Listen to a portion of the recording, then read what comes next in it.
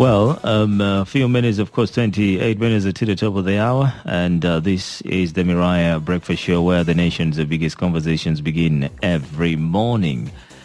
Now, this time we are looking at civic initiative called Not Another Generation.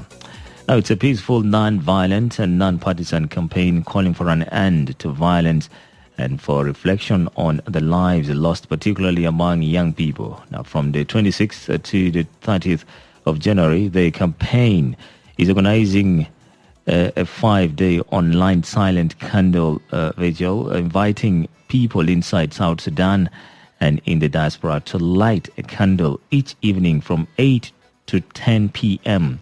and share the moment in silence using the hashtag Not Another Generation. Now, the message is simple but weighty. Not another generation, not our war, not our blood. Now, to help us understand this initiative, we're joined by Emmanuel Lobijo, a team leader of the Not Another Generation campaign. Good morning, Emmanuel. Good morning. All right, welcome to the Mariah Breakfast Show. Thank you. Let's talk about the initiative. I mean, what inspired the Not Another Generation campaign, and why now? All right. Thank you, first of all, for the opportunity to be here to share about this particular campaign. As you have mentioned earlier, this campaign particularly looks at the current situation that many young people in South Sudan are going through. We are losing young life that are supposed to be better citizens, better leaders, better people for tomorrow. We're losing them every day in conflict that can easily be stopped, that can easily be ended. And these same young people are the one in the front line pointing at each other guns that takes life out. So this campaign right now is looking at a major call for everyone, every family, every young person out there to choose dialogue, to restrain from this violence that is continuing. A lot of young people in South Sudan are born in this conflict that has been happening. And many of them grew up here. And now the same young people who were born and grew up in this same conflict are now the very young people that are also losing their life at this different violence that is happening across the country. So the campaign right now is looking at young people should make a decision to put down their anger, put down their guns that they're carrying, and decide to choose peace, and also to choose dialogue over violence. Okay. Yeah. And when you look at the campaign is intentionally silent, why was silence chosen as the main form of expression? Silence speaks. When we choose to be silent, we remember the life that has been lost in the conflict. The candle represents life, and also represent hope for a better tomorrow. So we choose it to be silent because there is peace in silence, and also we're looking at silence that will calm down all the anger, all the fear, and also the grieving families that lost their young ones, that lost their loved ones in all the violence that has been happening in the country. We don't want to speak. Sometimes all we need is a Just moment keep it of silent. silence in order for us to find the peace that is within us. That's why we choose for it to be very silent, where people light their candle in their various places and change their profile pictures on their different social media to a candle to represent the hope that they have for this country. Also to remember the life of those many young people that has been lost during all the conflicts in the country. Okay, you describe this initiative as non-partisan and non-political. Yes. Why was that distinction important at first? One particularly is that we're not representing any group. This is just from a concerned citizen who have seen his loved ones, who have seen their loved ones, who have no experience of any war, not carrying a gun one day and losing life in the front line in a war that can be stopped over dialogue. So why we majorly look at this angle, is because there is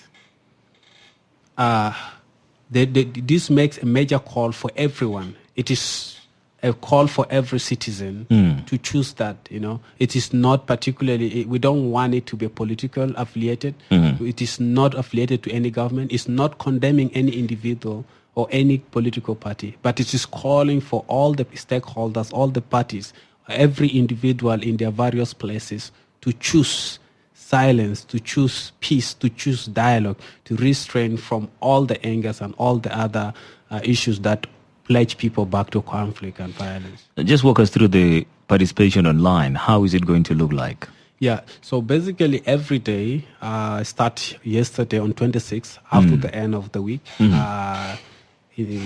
from 8 p.m. to 10 p.m., everyone individual, wherever they are, buy a candle. If they have a candle, if they don't have a candle, they can choose. They can either just download a candle picture online, and then they change their profile picture on their social medias. All their social medias they can change, and they can post a message using the hashtag Not Another Generation, and also they can share with their friends and keep it silent like that. So what we want is the message to reach out to as many people as possible, and for many people to remember their loved ones, to remember their fellows that have been lost in this conflict. All right. And Emmanuel, the phrase "not another generation," it speaks directly to young people. Yeah. What message are you sending to both the youth and those in leadership? Yeah, thank you so much. We have a lot of generations that have experienced this war and that have grown and passed through from the time of our forefathers up to today. At least one thing that we should owe to our children is a generation that is not having conflict, that is not having this cycle of violence. What we are looking at is children that will grow in a peaceful environment, away from this trauma that many young people are already going through, away from this trauma that children have been left orphans, children have been left, mothers have been left widows because their husbands died in conflict. So one thing we're looking at is that we should not leave a generation that will leave these children to continue with this cycle of trauma, but rather a generation that is better, that is peaceful. So we should, at all costs, protect this current generation and give them the better hope and the better peace and that they deserve, that we do not, that we have not lived through, that we have not gotten right from the time of all this conflict that has been happening in the country. At least we owe this to our children. All right. A peaceful nation. Okay, now, we're in a polarized environment. Some peaceful initiatives are often misunderstood. How are you guiding against misinterpretation of this campaign? Yeah, thank you so much. We understand many people might think, might choose or misinterpret this particular campaign. That is why this campaign, it is peaceful, it's non-violent, and it is silent in a way that you don't have to gather. It's not calling for protest. It's not calling for confrontation. It is a silent vigil that individuals in their various places light a candle for the life that is being lost and for the hope of a peaceful South Sudan.